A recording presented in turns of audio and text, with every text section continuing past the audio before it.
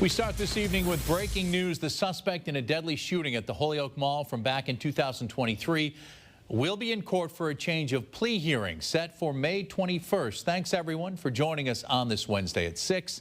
I'm Chris Pisano. Kenneth Santana Rodriguez was originally charged with first-degree murder after authorities say he shot and killed 33-year-old Trung Michael Tran, who was an innocent bystander working at a salon in the mall.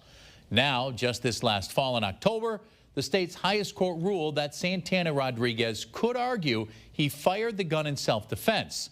Court documents showing that the shooting happened after another man came in and started an argument with Santana Rodriguez.